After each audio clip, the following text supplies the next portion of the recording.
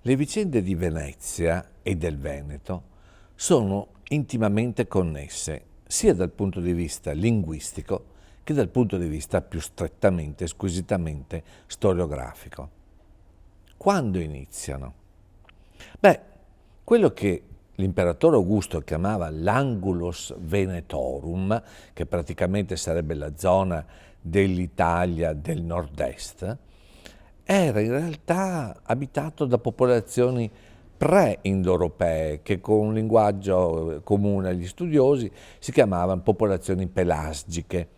E questi pelasgi abitavano la zona tutta del Veneto e dell'Istria fino al secondo millennio avanti Cristo, il periodo in cui gli indoeuropei scesero giù durante la loro ondata migratoria che li portò a colonizzare l'attuale Europa e trovando questa popolazione la cacciò inevitabilmente e diede anche un nome a questa popolazione. Erano dei Liguri gli abitanti precedenti, ma questi nuovi arrivati, gli invasori, li chiamarono Incauni e dalla parola Incauni derivò poi l'aggettivo euganeo. Quindi questi nuovi arrivati cacciarono gli Incauni sospingendoli verso l'ovest e lì, in quelle terre che diventeranno poi colli euganei, iniziò la colonizzazione dell'altra parte del Veneto. Ma anche i conquistatori ebbero il loro destino linguistico, perché non avevano un nome specifico. Furono gli Etruschi a dare il nome a questo popolo, chiamandolo Veneti, Henetoi. Perché? Secondo gli studiosi, la parola Veneto deriverebbe proprio da vena, parola etrusca che indica un corso d'acqua.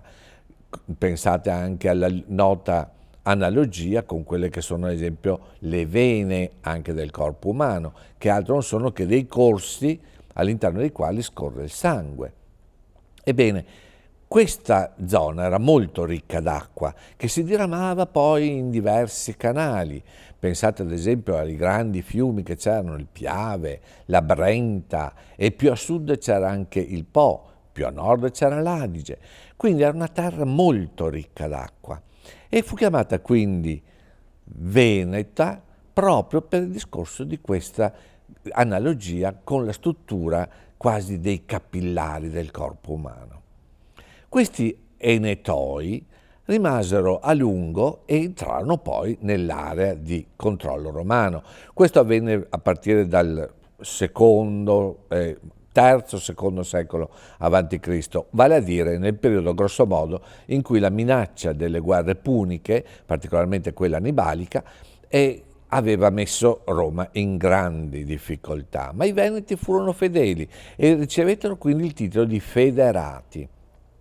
mantennero questa loro connessione con Roma, questa stretta connessione, fino a che poi l'imperatore Augusto, quando riorganizzò tutta la zona dell'Italia, in regiones, le diede a questa parte il nome di Regio Decima, Venezia et Istria.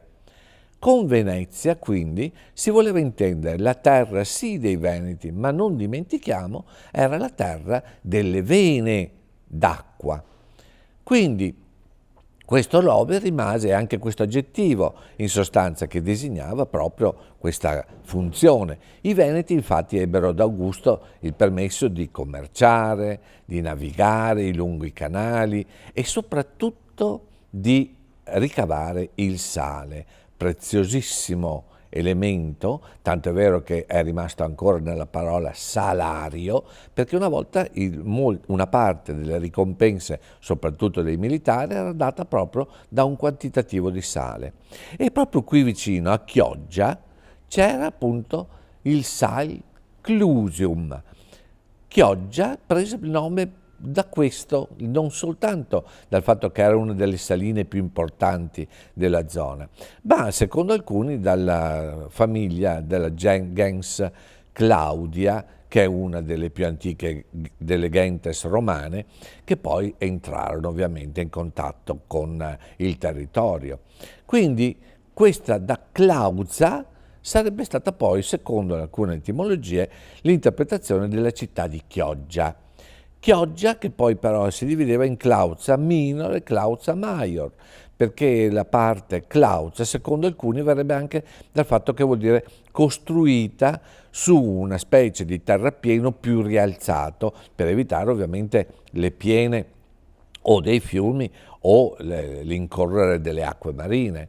Tanto è vero che la Clauza minor divenne poi sottomarina, perché ahimè sottomarina, sotto il mare, finiva sempre quando c'erano le inondazioni.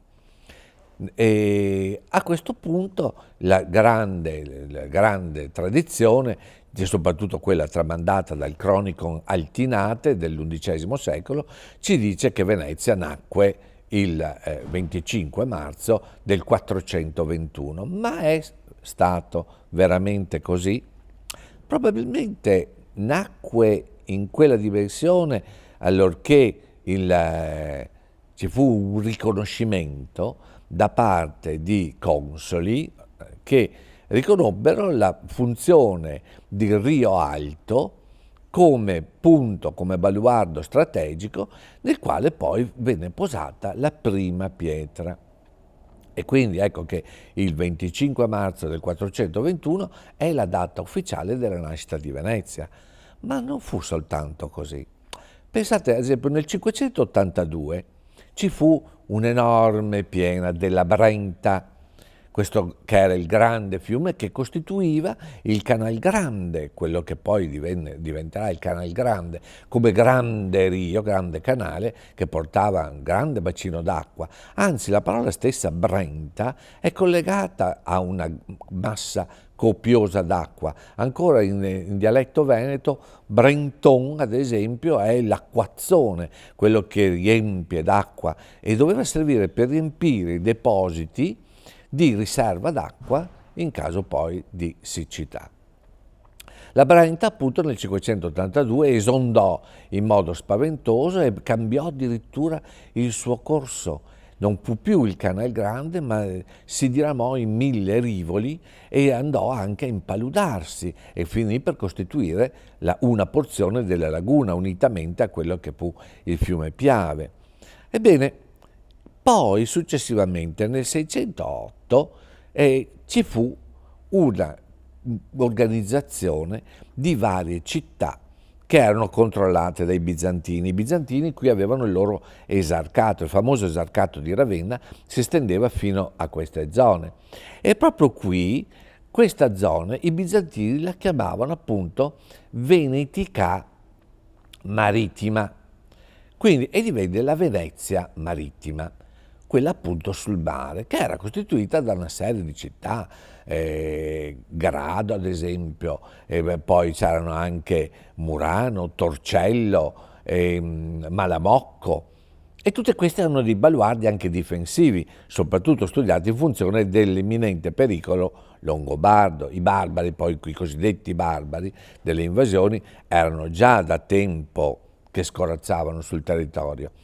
E a questo punto, nel 608, questa coalizione di città che faceva capo ad Eraclea, in onore dell'imperatore Eraclio, l'imperatore bizantino Eraclio, questa coalizione scelse come punto fondamentale e il punto difensivo Rivo Alto, che poi diventerà ovviamente Rialto, proprio per la sua caratteristica anche che poteva essere di tipo difensivo.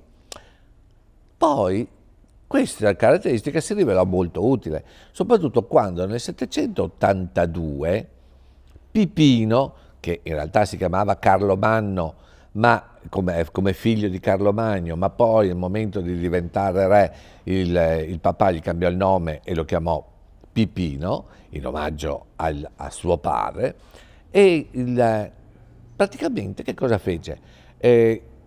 Cercò di attaccare Venezia, o meglio, la terra veneta di Venezia, la Venetica bizantina, la Venezia marittima per intenderci, ma fu fermato, anch'egli si impaludò e fu costretto a tornare indietro. E il punto di maggior baluardo difensivo era appunto stato Rialto. Così Rialto divenne la zona scelta quasi a sostituire Eraclea per la sua importanza strategica. I passaggi ulteriori saranno 782, dopo appunto Pipino, avremo l'807, quando appunto la predominanza di Rialto verrà riconosciuta da tutti e Rialto diventerà l'emblema, l'elemento portante di tutta la grande coalizione bizantina, ex bizantina, e prenderà e assumerà il ruolo e il nome di rappresentatore di tutta la Venetica e si chiamerà Venezia. Ed ecco come nacque così Venezia. L'ultimo passaggio fu l'828, quando vennero traslate da Alessandria d'Egitto, per ordine appunto del doge, vennero traslate le spoglie, o quelle che si ritengono le spoglie, di San Marco, che divenne il protettore di Venezia. Nacque così definitivamente la città di Venezia.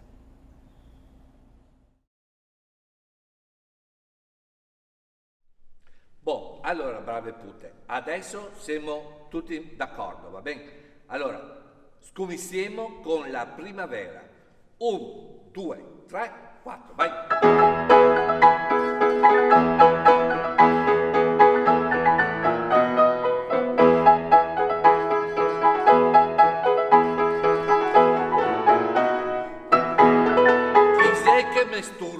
Chis'è che mesturba? Ah, siete voi? Bene, ben arrivati. Avete visto questo palazzo meraviglioso? Adesso sono qui con le mie pute, permettete che ve la presenti. Allora, questa è Benedetta della Viola e questa è Candida dell'Oboe. E dove sei Anna Maria del Violino?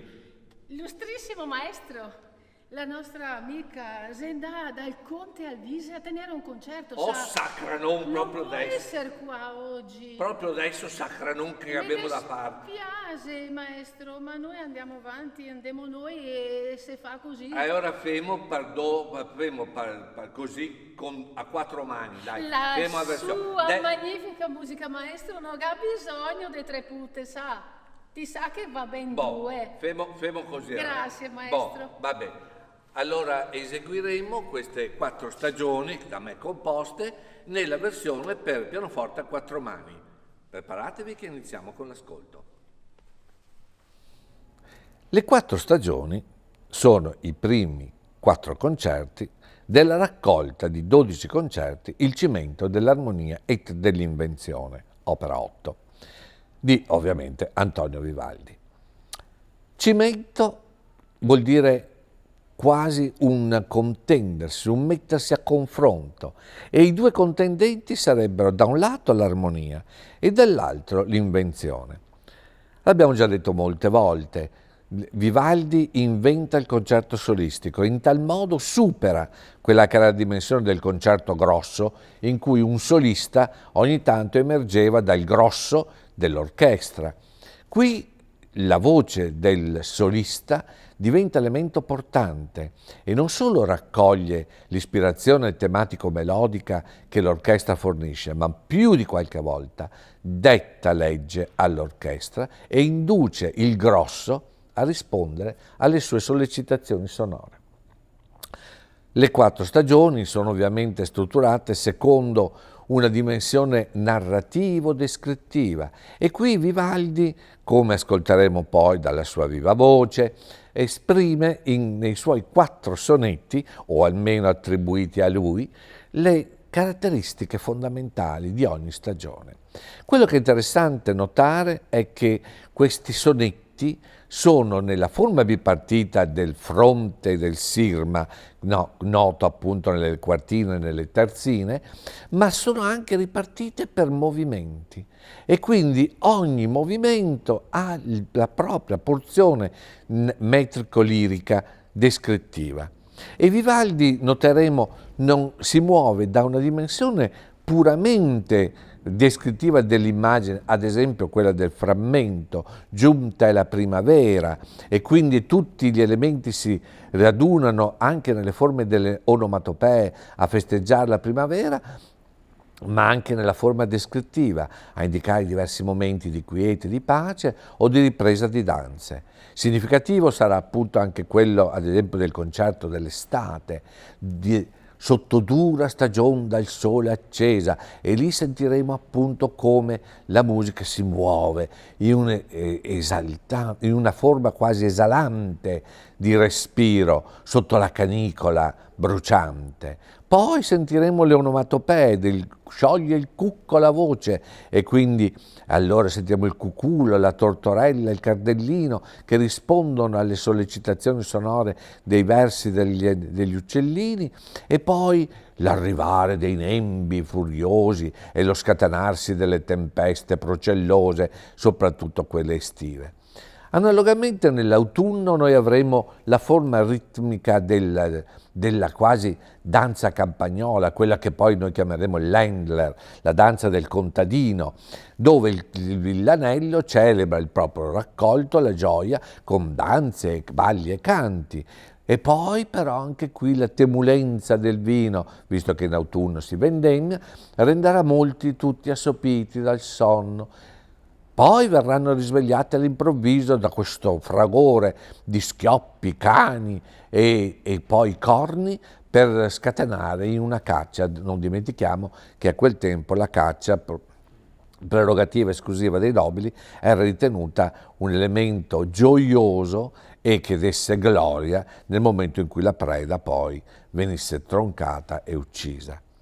L'inverno invece mantiene anche nel sonetto, lo sentirete, le caratteristiche di una rigidità, di un rigore allitterante su queste R, su queste forme quasi proprio fredde, che diano questo brivido del freddo e del gelo. Si insiste molto sulla semantica, ad esempio, del gelo, del ghiaccio che si rompe, e qui però nel secondo movimento dell'inverno Vivaldi ha un'intuizione che sarà appunto successivamente detta cinematografica.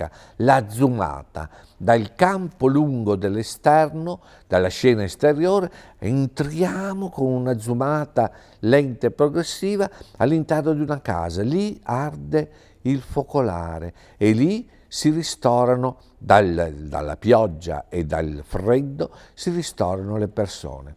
Subito dopo Vivaldi però esce di nuovo con una zoomata, tornando indietro, torna di nuovo alla scena esterna, e qui, in un crescendo quasi mitico di questi venti, dove abbiamo appunto tutti che si scatenano, quasi Eolo avesse aperto il proprio otre di venti e scatenato sull'umanità, si trasforma però in una dimensione più positiva.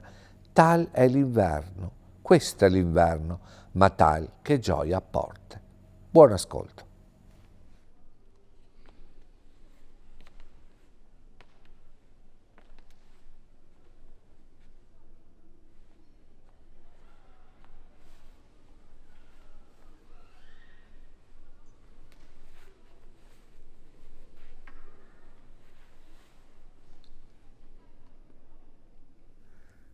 Giunta la primavera e festosetti la salutan gli augei con lieto canto, e i fonti, allo spirar dei zeffiretti, con dolce mormorio scorrono intanto. Vengon coprendo l'aer di nero ammanto e lampi e tuoni a festeggiar le letti. Indi, tacendo questi, gli augelletti tornan di nuovo al lor sonoro incanto.